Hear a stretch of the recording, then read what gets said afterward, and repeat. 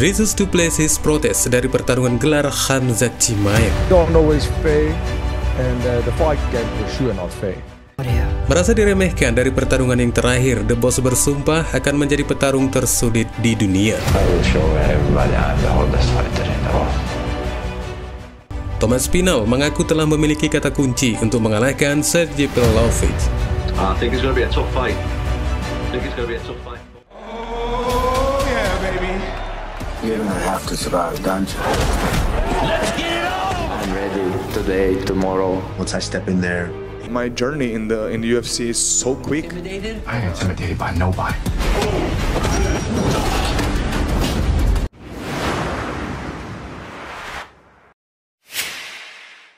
Pertarungan perebutan gelar di divisi kelas menengah tampaknya akan menuai awan panas dengan pesaing peringkat kedua di divisi kelas tersebut yang merasa dikangkangi setelah sebelumnya dari urutan peringkat. Dricus Du Plessis yang lebih berhak menuju tembakan tersebut daripada Khamzat Chimaev yang baru saja memenangkan pertarungannya di Abu Dhabi. Menurutnya ini adalah semacam penghinaan kepadanya setelah mengetahui bahwa keberadaannya di divisi tersebut masih menunggu antrean yang berikutnya untuk menghadapi sang juara divisi. Selain itu, Du Plessis juga mengungkapkan jika dia juga akhirnya akan bertarung di kelas welter yang menurutnya itu akan lebih mudah baginya untuk menuju tembakan gelar daripada harus menunggu pemenang Chimaev versus Strickland.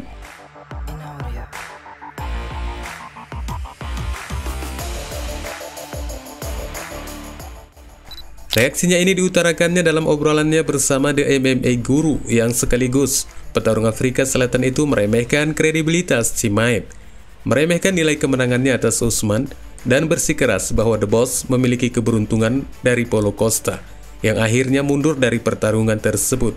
Kalau tidak, menurutnya Chimaev akan digeprek petarung Brasil itu, yang dijelaskannya dengan mengatakan, If I knew that, I would have fought a welterweight too, rather than didn't get my title shot. You know, that seemed a little bit easier. I'd rather do that next. But you know, comes out claiming the self-proclaimed boogeyman is not so boogie after all. Yeah. You know, if I was in there, it would have been, you know, maybe the first round. Yeah, I'm sure you could get me down. It's fine. I'm not scared to get taken down because then he has to deal with me on the floor. But you know, it wasn't the highest pace of fight, and he was so tired, and he was fighting a welterweight. If Khamzat's going to start dealing with the top middleweights with that power, with the weight, it's not going to work out like that. In my opinion, I think Khamzat can be very, very glad that Paulo Costa pulled out of that fight. I think Costa would have smoked him. The UFC, they're going to be the UFC. Things aren't always fair, and the fight game for sure not fair. Setelah kemenangannya dalam keputusan mayoritas atas mantan juara kelas welter tak terbantahkan Kamaru Usman di acara utama UFC 294 akhir pekan lalu di Abu Dhabi, Khamzat Chimaev mengklaim bahwa dia akan terus menunjukkan kepada semua orang sebagai fakta dari petarung yang tersulit di dunia yang mengincar sabuk kelas menengah. Klaimnya ini diduga banyak orang setelah petarung Chechnya itu mendengar beberapa ocehan sepihak yang menyebutkan bahwa pertarungan yang terakhir di Abu Dhabi bisa saja menjadi nilai kekalahannya jika itu dilangsungkan selama 5 ronde. Dan dari sini tampaknya Khamzat menyadari untuk membuktikan kepada semua orang bahwa dia bukanlah petarung sebagaimana yang dianggap para penggemar, tidak memiliki kekuatan yang maksimal.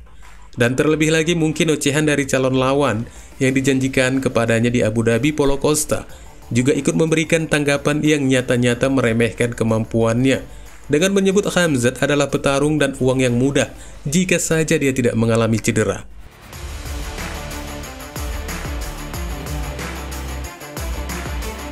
Berkaca dari ini semua, Khamzat yang hingga saat ini masih sebagai petarung yang belum terkalahkan, menggambarkan dirinya akan menjelma sebagai petarung yang paling tangguh dan paling sulit untuk dikalahkan, yang akan mencapai banyak pundi-pundi dari hasil perjuangannya, yang ditegaskannya juga bahwa dia akan terus membuktikan pengakuannya ini kepada para penggemar, agar sekali lagi mampu membungkam ocehan yang dinilai tidak menguntungkannya meski sudah memiliki kemenangan dari Kamaru Usman.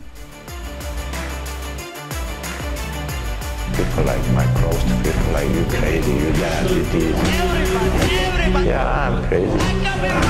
I want to be crazy. I want to make it.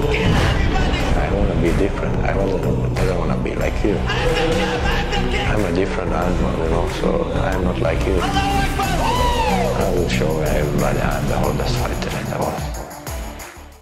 Khamzat memang dikenal sebagai petarung yang bernyali besar, yang jelas tidak memiliki rasa takut selain kepada Tuhannya.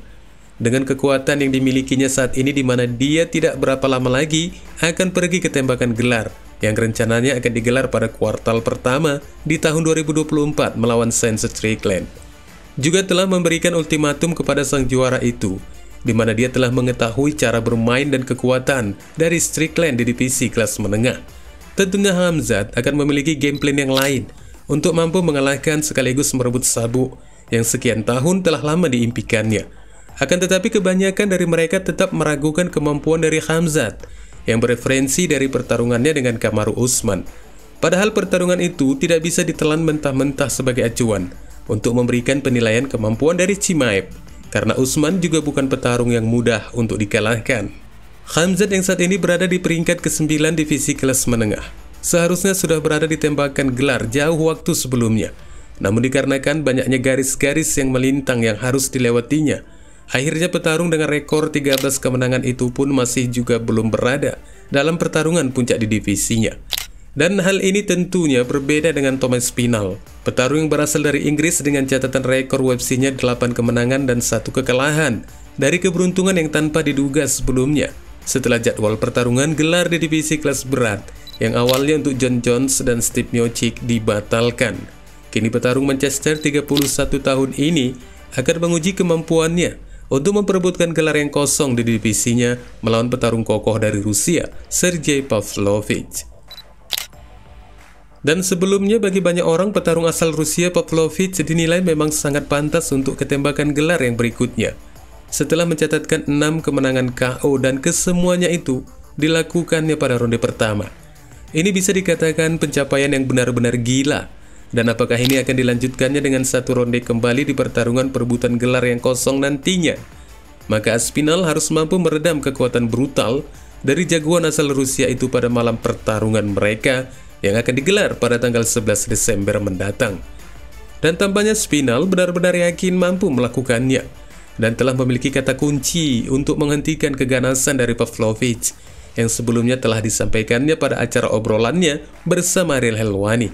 Aspinall meyakinkan penggemar bahwa IQ pertarungan yang dimilikinya dapat membawanya meraih kemenangan atas siapapun di divisi ini, yang diklaimnya bahwa kemenangannya nanti akan diperolehnya melalui pertarungan otak di UFC 295. I think it's going to be a tough fight. I think it's going to be a tough fight for both of us. I think you got to remember, me and Pavlovich, I've got the shortest fight time average in the UFC, and he has the second shortest fight time average in the UFC. It's wild. Wow. We're both very explosive finishers, both of us. I think I have more finishes from more positions. He obviously has a lot of power in his hands, but it's going to be a finish.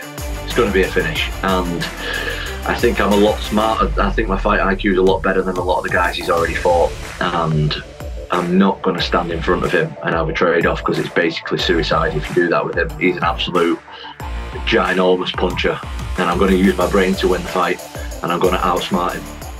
Kedua petarung ini memang sangat meyakinkan sebagai pertunjukan yang dipastikan akan sangat menghibur. Dinilai dari kemampuan keduanya yang sama-sama memiliki pertarungan bergaya stand-up dan juga dipastikan akan saling menyerang. Namun untuk menentukan siapa di antara keduanya yang mampu mendominasi, masih juga akan dilihat di hari pertarungan mereka. Wassalamualaikum warahmatullahi wabarakatuh.